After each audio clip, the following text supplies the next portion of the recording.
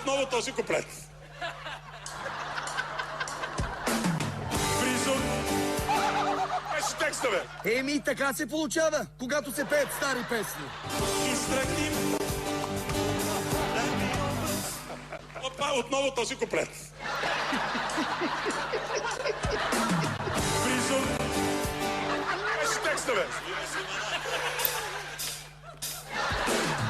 Назовиме си имена, дай ми образ и душа. Тук Годжи помогна и като че ли му се размина, защото Слави не винаги е доволен, когато някой има нахалството да го поправя. Те са особено талантливи в това. Мисля, че дори са по-талантливи от най-талантливия човек, раждан някога в Вселената. Нашия талантлив градоначалник Бойко Борисов. Той е раждан в галактиката, най-талантлив. Да. Не само Вселената. Вселената е малко. Малко, колко да е малко. Останалото ще видим след нашата реклама!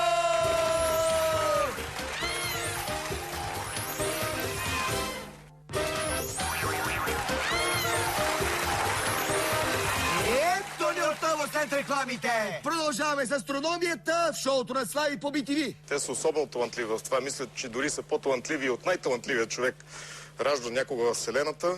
Нашия талантлив градоначалник Бойко Борисов. Той е раждан в галактиката, най-талантлив. Да. Не само Вселената. Вселената е малко. Вселената е... Вселената е по-голяма от галактиката.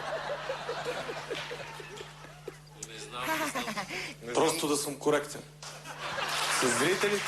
Сега стана страшно. Имаме любител астроном в бенда. Скоро наистина се насочи към астрономия. Така е. Ще напусне пеенето и ще стане астроном, наистина. Имаме уволнен любител астроном. Да, ще имаме един любител астроном без работа. Както и да е. Нека да ви Но представя... коректен. Борисе, не си подритвай трудовата книжка, Борисе! Ще имаме един любител астроном без работа. Както и да е. Да. Нека да ви Но представя... коректен.